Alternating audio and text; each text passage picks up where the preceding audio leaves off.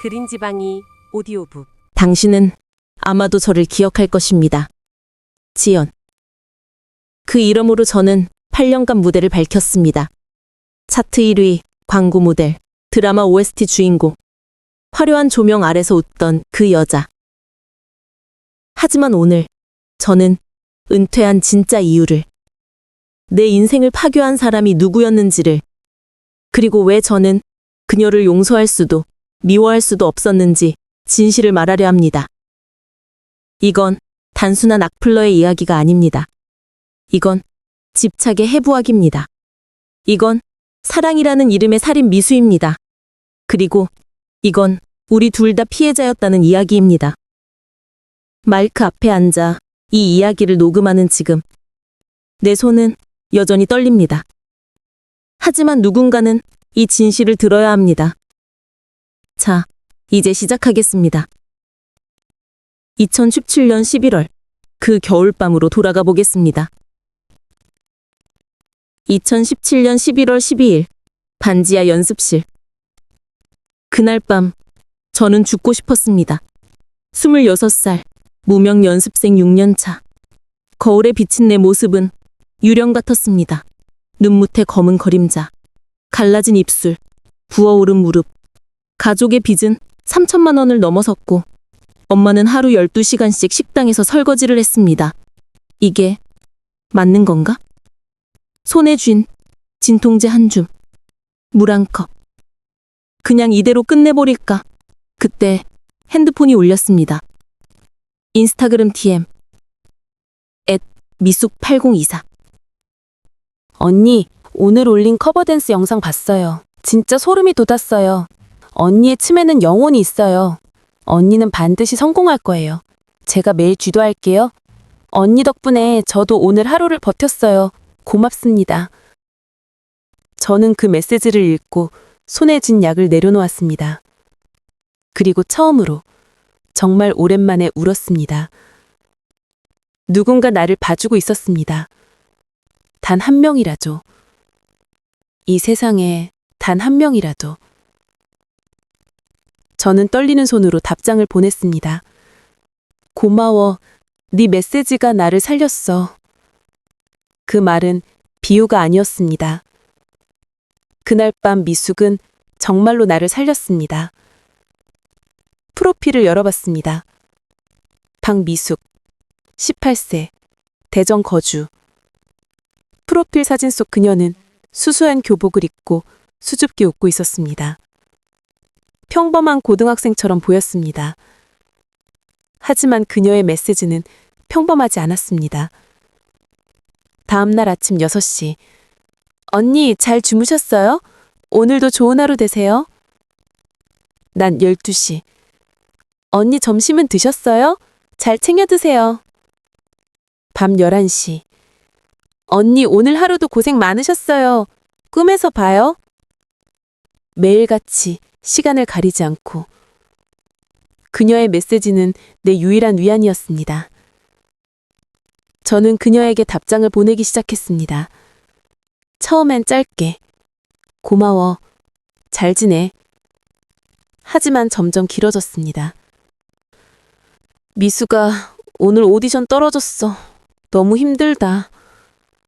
엄마가 쓰러지셨어. 나 때문에.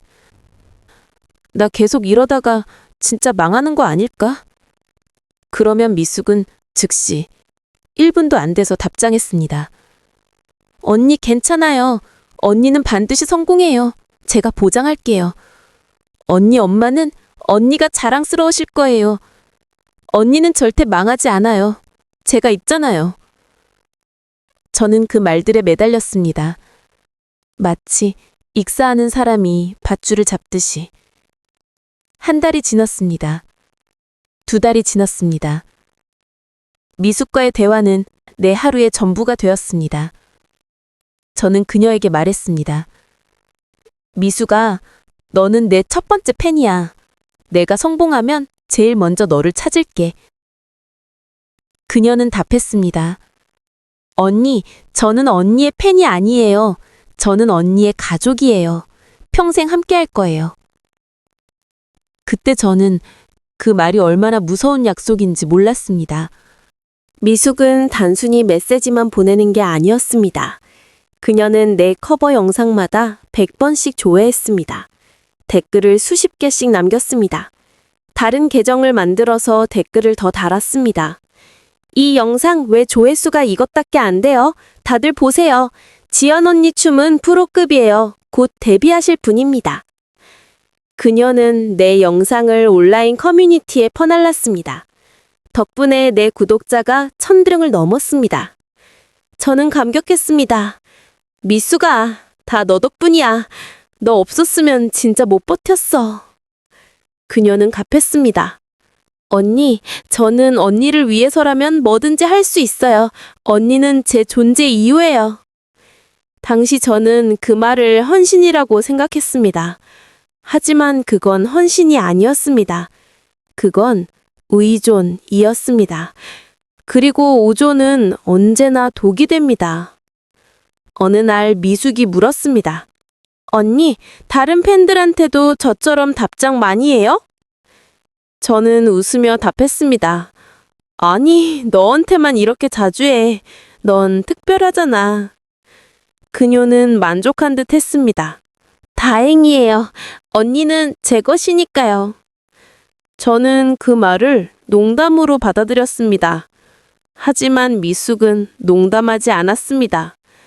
얼마 후 내 영상에 다른 팬이 댓글을 달았습니다. 지연님 진짜 멋있어요. 응원합니다. 미숙은 그 댓글에 답글을 달았습니다. 응원은 저도 하는데요. 근데 당신은 얼마나 오래 응원했는데요? 저는 1년 전부터 응원했어요. 저는 그 댓글을 보고 웃었습니다. 귀엽네. 질투하는 건가? 하지만 그건 질투가 아니었습니다. 그건 소유욕이었습니다. 2019년 3월 오디션 프로그램 스타라이트 최종 합격. 7인조 걸그룹 루나틱 멤버로 데뷔 확정. 발표가 나던 날 저는 무대 위에서 울었습니다. 6년간의 악몽이 끝났습니다. 드디어 저는 빛을 보았습니다. 그날 밤 내 휴대폰은 폭발했습니다. 축하 메시지 수백 개. 하지만 그 중에서도 미숙의 메시지가 가장 많았습니다.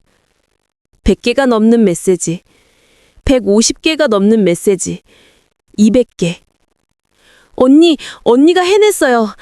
저 지금 울고 있어요. 진짜 기쁘고 자랑스러워요. 언니 덕분에 살 수 있어요. 언니는 제 구원자예요. 언니, 사랑해요. 사랑해요. 사랑해요. 우리 평생 함께 할 거죠? 언니는 제 거예요. 제 거라고요. 저는 행복했습니다. 그리고 약간 부담스러웠습니다. 하지만 이렇게 생각했습니다. 그냥 너무 좋아서 그런 거겠지. 저는 답장했습니다. 미숙아, 다 너 덕분이야. 내 첫 펀사에 꼭 와줘. 널 제일 먼저 만나고 싶어. 그날 저는 실수했습니다. 저는 미숙에게 약속을 했습니다. 그리고 그 약속은 족쇄가 되었습니다.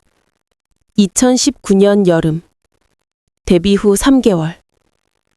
우리 그룹은 예상보다 빠르게 인기를 얻었습니다.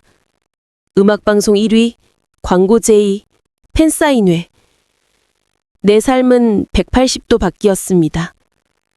새벽 5시 기상, 스케줄 12개, 밤 11시 귀가. 잠은 차 안에서, 밥은 도시락으로. 저는 행복했지만 동시에 숨이 막혔습니다. 그리고 미숙에게 답장할 시간이 줄어들었습니다. 예전에는 하루에 10번 답장했다면 이제는 3번, 그러다 하루에 1번, 그러다 이틀에 1번. 미숙의 메시지는 점점 길어졌습니다. 언니, 요즘 바쁜 거 알아요. 근데 제 메시지는 읽어주세요. 언니, 제가 뭘 잘못했어요? 언니 잊은 거 아니죠? 언니 답장 안 해주시면 저 불안해요. 언니 없으면 안 되잖아요.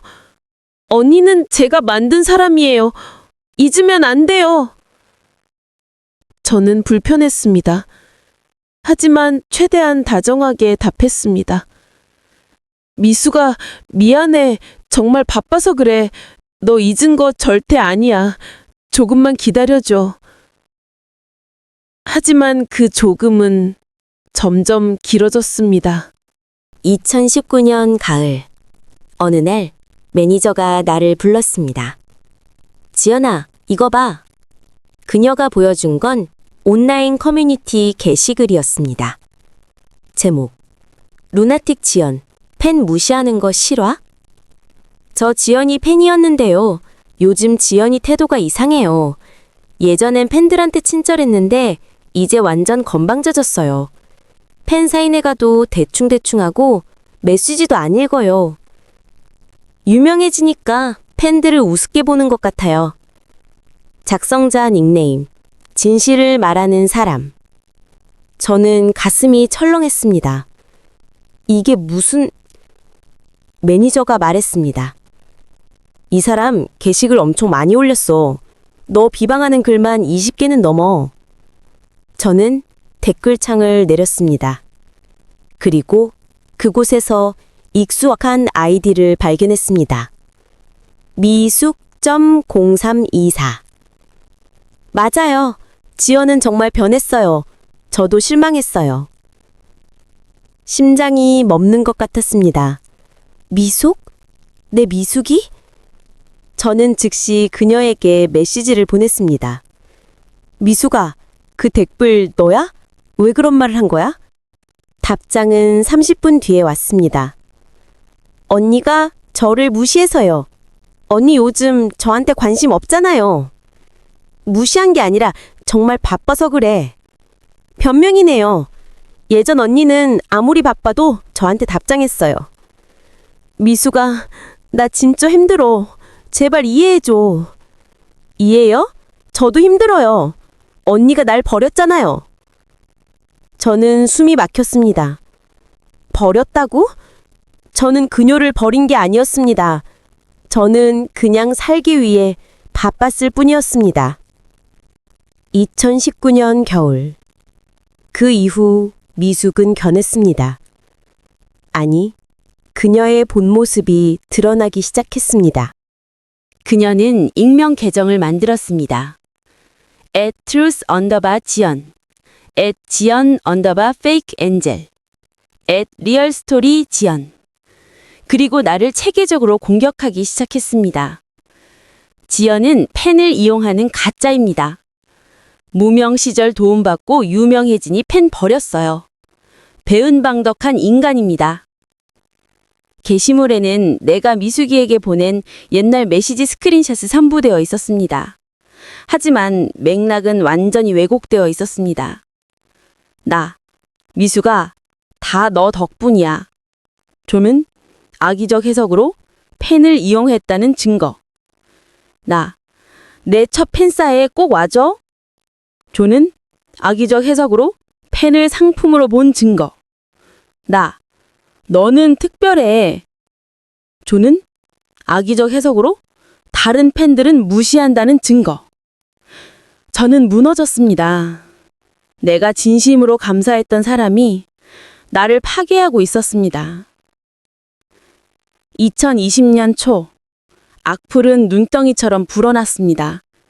처음엔 인스타그램, 트위터, 그 다음엔 네이더 뉴스 댓글창, 그 다음엔 유튜브 영상 댓글, 급기야 내 가족의 SNS까지. 지연 엄마도 딸처럼 가짜겠죠. 가족까지 빚쟁이래요. 역시 그 딸의 그 엄마네. 저런 애가 어떻게 연예인이 됐대? 캣캣캣. 엄마가 전화했습니다. 지연아, 인터넷에 이상한 글들이 많은데 괜찮니? 저는 울음을 참으며 답했습니다. 괜찮아, 엄마. 신경 쓰지 마. 하지만 괜찮지 않았습니다. 저는 잠을 잘 수 없었습니다. 핸드폰을 볼 때마다 손이 떨렸고 무대에서도 관객이 무섭게 느껴졌습니다. 저 사람들 중에 미숙이 있을까? 저 사람들도 나를 미워할까?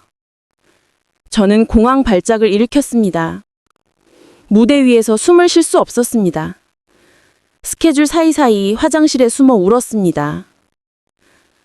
회사는 저에게 심리 상담을 권했습니다.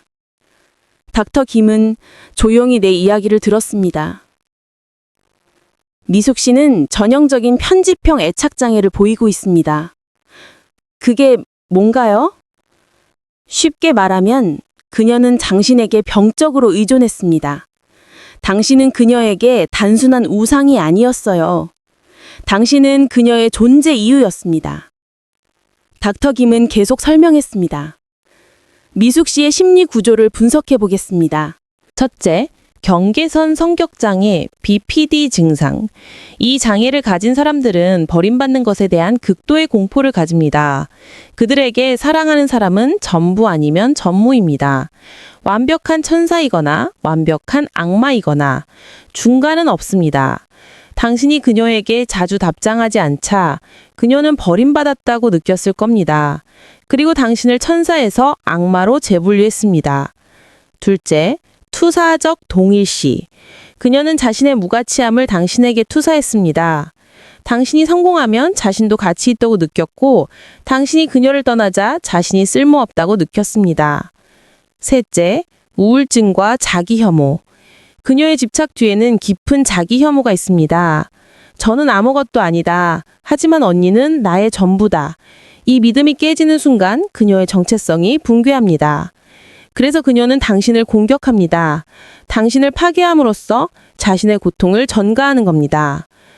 저는 머리를 감쌌습니다. 그럼 제가 어떻게 해야 하나요? 닥터 김은 진지하게 말했습니다. 이건 당신 잘못이 아닙니다. 하지만 당신은 그녀의 치료제가 될 수 없습니다. 당신은 그녀에게 마약이었어요. 그리고 마약은 결국 사람을 죽입니다. 2020년 여름. 저는 변호사와 상담했습니다. 미숙을 법적으로 막을 방법을 찾기 위해서. 하지만 변호사는 고개를 저었습니다. 현재로서는 어렵습니다. 그녀가 쓴 글들은 대부분 의견 표현의 범주에 속해요. 직접적인 위협이나 명예훼손이 입증되지 않으면 조치가 어렵습니다. 그럼 제가 어떻게 해야 하나요? 일단 모든 증거를 수집하세요. 그리고 그녀가 선을 넘으면 그때 법적 대응을 하는 겁니다. 저는 허탈했습니다. 선을 넘으면이라니. 선은 이미 넘었는데. 2020년 가을, 그림자. 어느 날 밤 집에 돌아왔을 때 현관문 앞에 편지 봉투가 놓여 있었습니다. 발신인 박미숙. 심장이 쿵 내려앉았습니다. 그녀가 내 주소를 어떻게 알았지? 떨리는 손으로 편지를 열었습니다. 사랑하는 지연 언니께. 언니, 저예요. 미숙이에요. 언니 집 찾아오는데 오래 걸렸어요.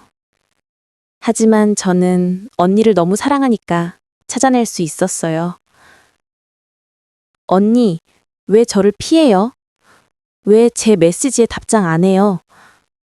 저 없이는 언니도 행복할 수 없을 거예요. 우리는 운명이에요. 제가 언니를 만들었어요. 그러니까 저도 언니를 끝낼 수 있어요. 하지만 저는 언니를 사랑해요. 그러니까 제발 저를 봐주세요.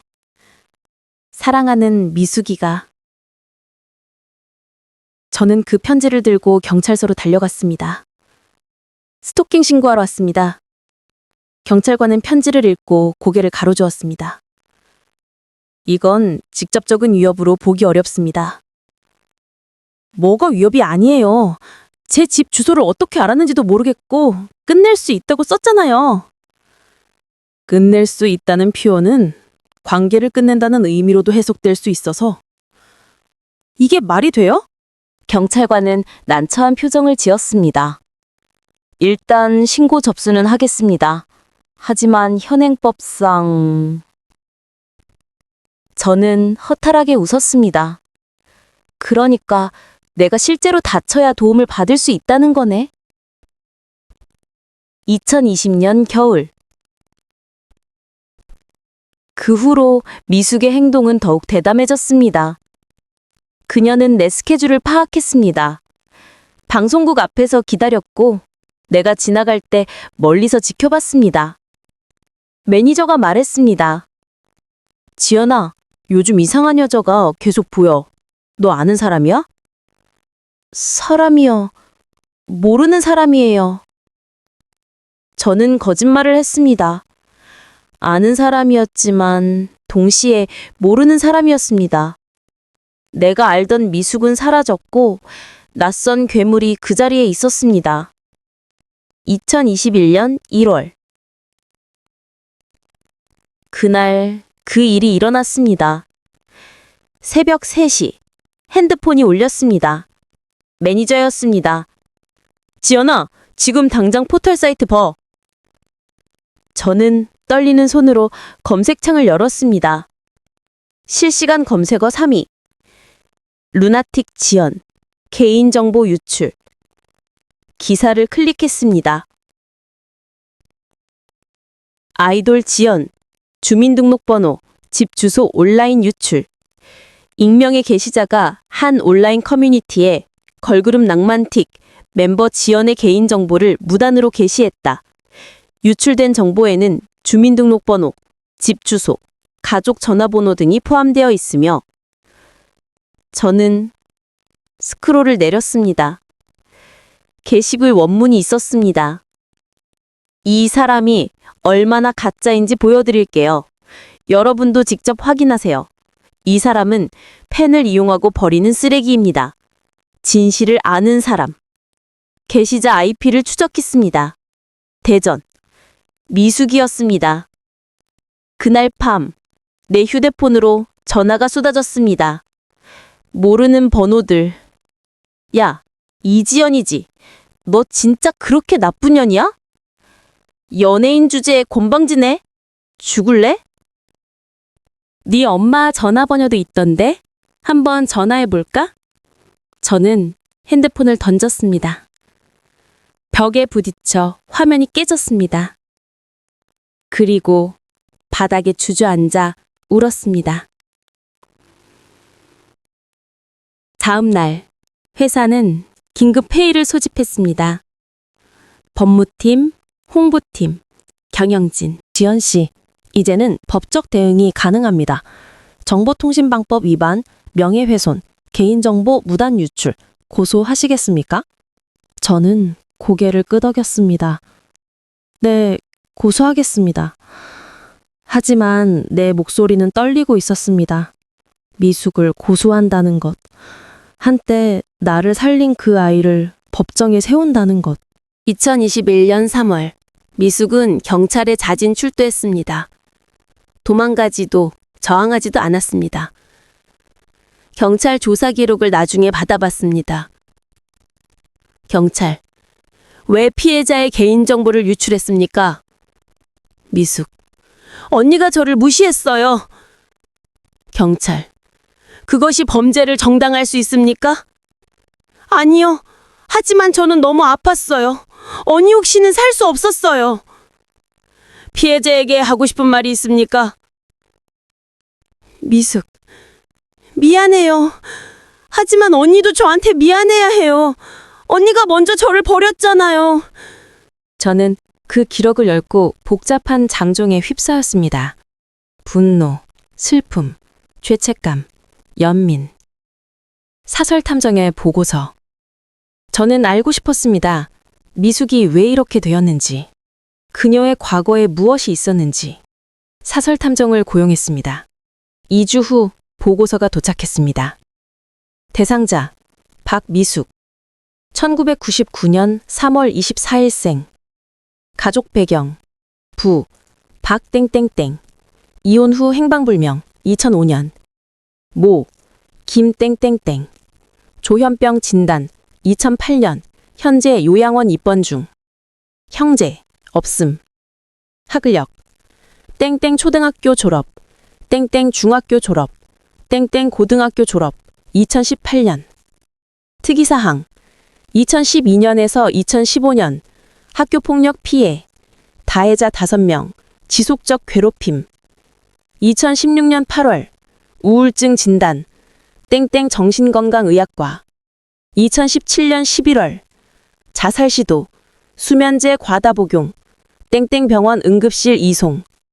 2018년부터 현재 단독 거주, 대전시 땡땡구 원룸. 아르바이트로 생활비 및 요양비 충당. 친구 관계, 전무, 사회적 관계, 극히 제한적. 심리평가. 탐정이 주변 인물들을 인터뷰한 결과. 항상 혼자 있었어요.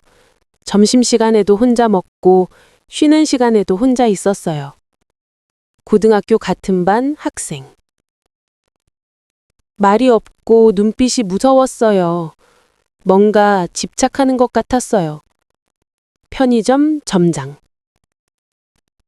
딸이 정신과 치료를 받아야 하는데 돈이 없어서. 어머니의 요양보호사. 저는 보고서를 읽으며 눈물을 흘렸습니다. 미숙은 평생 혼자였습니다.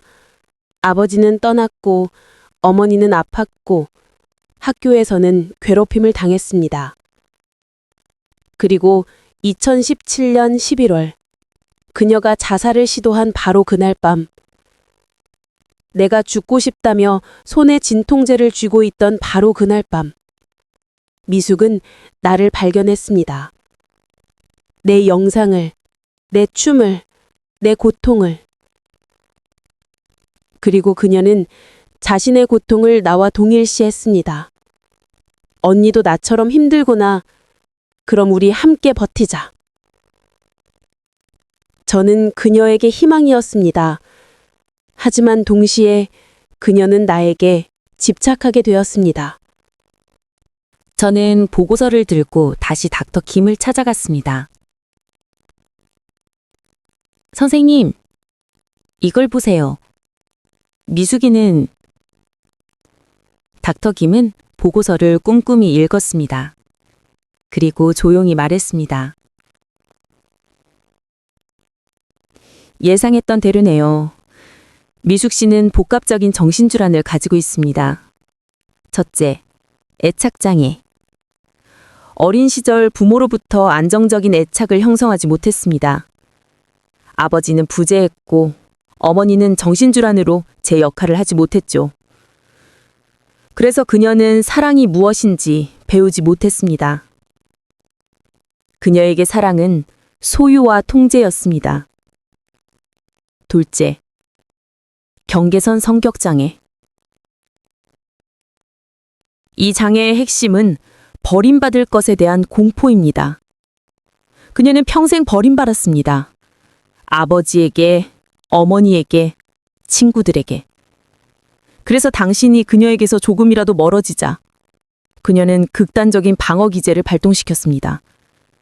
내가 버려지기 전에 내가 먼저 상처를 준다. 셋째, 우울증과 자살 충동.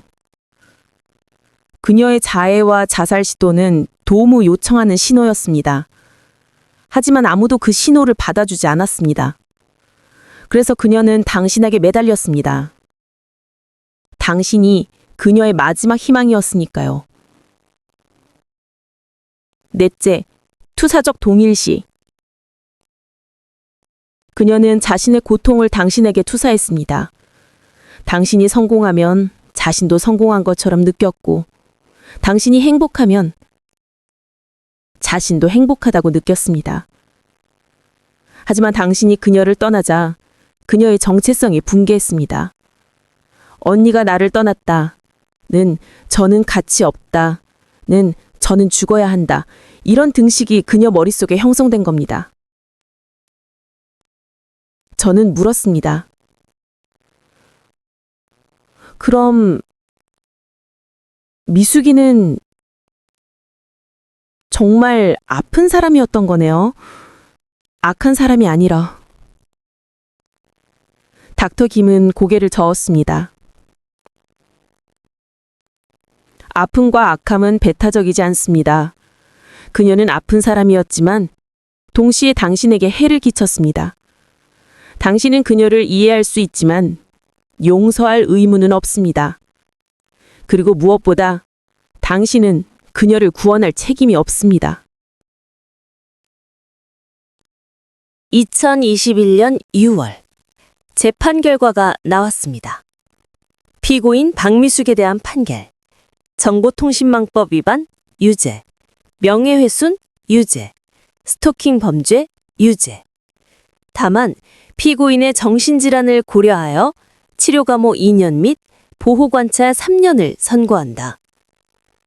미숙은 정신병원에 입원했습니다. 저는 오랜 고민 끝에 면회를 신청했습니다. 매니저는 반대했습니다. 왜 그 사람을 만나려고 해? 더 상처받을 수도 있어. 알아요. 하지만 저는 끝을 봐야 할 것 같아요. 병원 면회실은 차갑고 조용했습니다. 유리창 너머로 미숙이 들어왔습니다. 그녀는 달라져 있었습니다. 수척한 얼굴, 텅 빈 눈동자, 약물 치료의 흔적. 하지만 예전의 그 광기 어린 눈빛은 사라져 있었습니다. 언니. 그녀가 먼저 입을 열었습니다. 목소리는 떨리고 있었습니다. 와줘서 고마워요. 저는 아무 말도 하지 않았습니다. 그저 그녀를 바라봤습니다. 미숙은 유리창에 손을 댔습니다. 언니, 정말 미안해요. 진심으로요. 저는요, 언니를 사랑했어요. 진짜로요. 근데 제 사랑은 병이었나 봐요. 그녀는 울기 시작했습니다. 저는 언니가 싫었던 게 아니에요.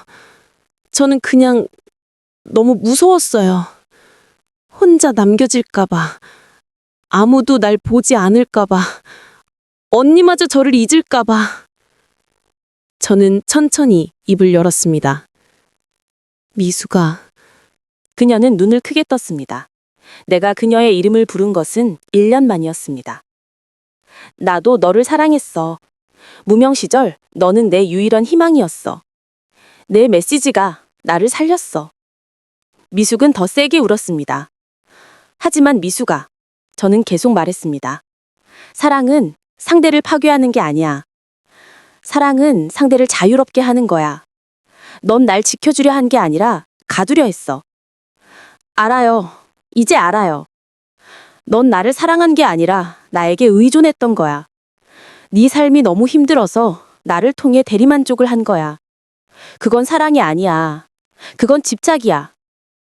미숙은 고개를 끄덕였습니다. 맞아요. 저는 제 자신을 사랑하지 못했어요. 그래서 언니를 너무 사랑했어요. 언니가 행복하면 제가 행복하다고 착각했어요. 근데 언니가 저 없이 행복해 보이니까 저는 존재 이유를 잃은 것 같았어요. 저는 깊게 숨을 들이셨습니다. 미숙아, 나는 너를 이해해. 네가 얼마나 힘들었는지, 얼마나 외로웠는지. 하지만 저는 그녀의 눈을 똑바로 바라봤습니다. 나는 너를 용서할 수 없어. 너는 나를 거의 죽일 뻔했어. 내 가족을, 내 꿈을, 내 삶을 파괴했어. 네가 아팠다는 건 이유가 될 수 있지만 변명은 될 수 없어. 미숙은 고개를 숙였습니다. 알아요. 용서받을 자격 없는 거 알아요. 그래도 저는 마지막 말을 꺼냈습니다. 나는 네가 치료받고 나아지길 바래. 너 자신을 사랑하는 법을 배우길 바래. 그리고 언젠가 너만의 행복을 찾길 바래. 미숙은 눈물 범벅이 된 얼굴로 고개를 끄덕였습니다. 고마워요, 언니. 정말로요. 저는 일어섰습니다. 미숙아, 이게 마지막이야. 우리는 이제 각자의 길을 가야 해. 알아요. 잘 살아. 제발. 언니도요. 저는 돌아섰습니다. 뒤돌아보지 않았습니다. 그리고 면회실 문을 나섰습니다. 면회 이후에도 내 삶은 정상으로 돌아오지 않았습니다. 악플은 여전했습니다. 미숙이 시작한 불신은 다른 사람들에게 옮겨 붙었습니다. 지연은 팬을 고소한 악녀. 정신병자한테 고소당할 것 좀 봐. 칵칵. 피해자 코스프레 그만. 저는 무대에 설 수 없었습니다. 공황장애가 악화되었고 무대 공포증이 생겼습니다. 2022년 3월 저는 활동을 중단했습니다. 공식 이유는 건강상의 문제였습니다. 하지만 진짜 이유는 다들 알고 있었습니다. 저 악플 때문에 무너졌구나. 1년간의 공백 끝에 저는 결심했습니다. 기자회견장. 수십 개의 카메라와 플래시. 안녕하세요. 루나틱 지연입니다. 저는 준비한 원고를 읽었습니다.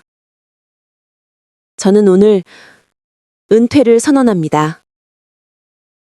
그동안 사랑해주신 팬 여러분께 감사드립니다. 하지만 저는 더 이상 무대에 설 수 없습니다. 개인적인 이유로 이제는 제 삶을 살고 싶습니다. 기자들이 손을 들었습니다. 악플 때문에 은퇴하시는 건가요? 미숙 씨와 관련이 있나요? 저는 고개를 저었습니다. 더 이상의 질문은 받지 않겠습니다. 감사합니다. 저는 일어나서 퇴장했습니다. 플래시가 터졌지만 저는 뒤돌아보지 않았습니다. 저는 서울 변두리에 작은 카페를 차렸습니다. 희망이라는 이름의 카페. 아침 7시에 문을 열고 저녁 7시에 닫습니다. 손님들은 대부분 동네 주민들입니다. 가끔 나를 알아보는 사람도 있지만 대부분은 그냥 여기 아메리카노 한 잔이요 하고 주문합니다. 평범했습니다. 무대의 화려함도 팬들의 환호도 악플의 고통도 없는 그냥 평범한 일상. 저는 행복했습니다. 아니, 행복하려고 노력했습니다. 어느 날 우편함에 편지가 있었습니다. 발신인 박미숙. 저는 한참을 망설였습니다. 찢어버릴까? 아니면 읽을까? 결국 저는 편지를 열었습니다.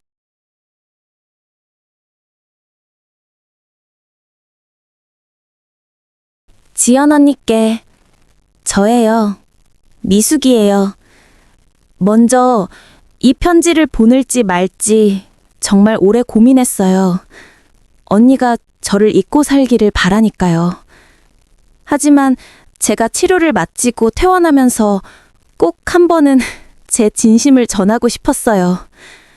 저는 지금 지방의 작은 도시에 살고 있어요. 매일 약을 먹고 일주일에 한 번 항담을 받아요. 아르바이트를 하면서 조금씩 저축도 하고 있어요. 언니, 저는 많이 배웠어요. 사랑은 소유가 아니라는 것, 집착은 사랑이 아니라는 것, 그리고 제가 먼저 저 자신을 사랑해야 한다는 것. 저는 언니한테 정말 끔찍한 짓을 했어요. 언니의 삶을 파괴했어요. 그건 변명의 여지가 없어요. 하지만 언니가 알아줬으면 하는 게 하나 있어요. 언니 덕분에 저는 살 수 있었어요. 2017년 그날 밤 저도 죽으려고 했거든요. 근데 언니의 영상을 받고 언니도 힘들지만 버티는 걸 보고 저도 버텨야겠다고 생각했어요. 그리고 언니 때문에 저는 치료를 받을 수 있었어요. 제가 얼마나 아픈 사람이었는지 깨달을 수 있었어요. 언니가 저를 고소하지 않았다면 저는 계속 병든 채로 살았을 거예요. 어쩌면 더 큰 사고를 쳤을지도 몰라요. 그래서요, 언니. 고맙고 미안해요. 언니를 찾아가진 않을게요. 언니의 삶을 방해하지 않을게요. 언니가 행복하길 진심으로 바라요. 그리고 저도 제 방식대로 행복해질게요. 당신의 첫 번째 팬, 미숙. 저는 편지를 접었습니다. 그리고 오랜만에 울었습니다. 미움도 분노도 아닌 그냥 슬픔. 우리 둘 다 너무 힘들었다는 그 슬픔. 2024년 겨울. 이 녹음을 마치는 지금, 저는 카페 2층 작은 방에 앉아 있습니다. 창밖으로 눈이 내립니다. 아래층에서는 크리스마스 캐롤이 흘러나옵니다. 손님들의 웃음소리가 들립니다. 평화롭습니다. 저는 미숙을 용서했을까요?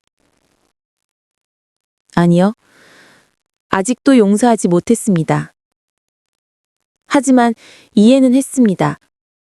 그녀가 왜 그렇게 행동했는지, 그녀가 얼마나 아팠는지. 그리고 깨달았습니다. 우리는 둘 다 피해자였다는 것. 미숙은 삶에게 상처받았고 그 상처가 나를 향했을 뿐입니다. 저는 미숙에게 상처받았고 그 상처가 내 삶을 바꿨을 뿐입니다.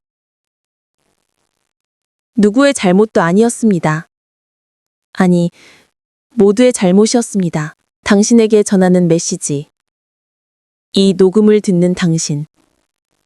당신이 누구든 어떤 삶을 살든 이것만은 기억해 주세요. 사랑은 자유입니다. 집착은 감옥입니다. 상대를 사랑한다면 상대를 놓아줄 수 있어야 합니다. 상대를 소유하려 한다면 그건 사랑이 아닙니다. 그리고 무엇보다 당신 자신을 먼저 사랑하세요. 미숙은 자신을 사랑하지 못했습니다. 그래서 나에게 의존했습니다. 그리고 그 의존이 우리 둘을 파괴했습니다. 당신이 만약 누군가에게 집착하고 있다면 스스로에게 물어보세요. 저는 나를 사랑하고 있는가? 당신이 만약 누군가의 집착을 받고 있다면 기억하세요. 그것은 당신의 책임이 아닙니다. 미숙아, 네가 이 녹음을 듣고 있을지 모르겠다. 아니, 듣지 않기를 바란다. 하지만 혹시 듣게 된다면 이것만은 알아줘. 저는 너를 미워하지 않아.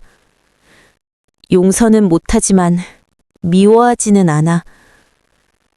우리는 서로에게 상처를 줬어. 하지만 동시에 서로에게서 배웠어. 저는 네게서 집착의 위험성을 배웠어. 너는 나에게서 치료의 필요성을 배웠어. 그리고 이제 우리는 각자의 길을 가는 거야. 잘 살아, 미숙아. 진심으로. 제발 행복해. 그리고 나도 내 방식대로 행복하게 살게.